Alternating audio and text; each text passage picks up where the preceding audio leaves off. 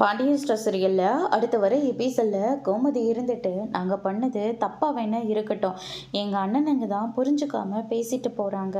ஆனால் இவருக்கு என்னை பற்றி நல்லாவே தெரியும் தானே. ஆனால் இவரும் ஒரு வார்த்தை கூட ஏமா இப்படி பண்ணன்னு சொல்லி ஒரு வார்த்தை கூட கேட்காம எங்கிட்ட கோச்சுக்கிட்டு கிளம்பி போயிட்டாரு. அதுவும் அவர்கிட்ட நான் பேசக்கூட கூடாதுன்னு சொல்லிட்டு போகிறாரு.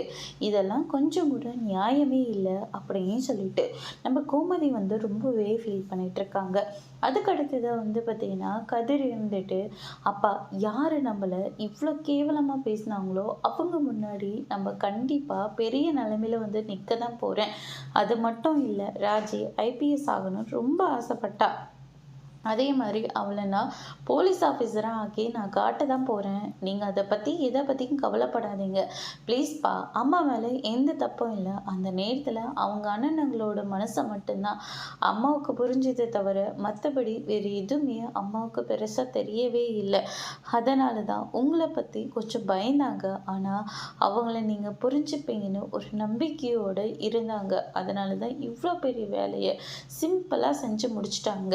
அதனால தான்ப்பா நீங்கள் அம்மா கிட்ட கோச்சிக்கிறத இங்கே யாராலையும் ஏற்றுக்கவே முடியல. கோவம் இருக்குது. ஏண்டா கூட இருந்தே ஒரு வார்த்தை கூட சொல்லாமல் போயிட்டாங்களேன்னு சொல்லி உங்களுக்கு கோவம் இருக்குது. ஆனால் உங்கள் கோவம் ரொம்ப நியாயமானதா. ஆனால் அம்மா வேணும்ன்ட்டு மறைக்கலையப்பா அப்படின்னு சொல்லிட்டு கதிர் பாண்டியனுக்கு எடுத்து சொல்லி புரிய வைக்கிறாங்க. அதோடு இன்னைக்கான பிரம்ம முடிச்சிருக்காங்க.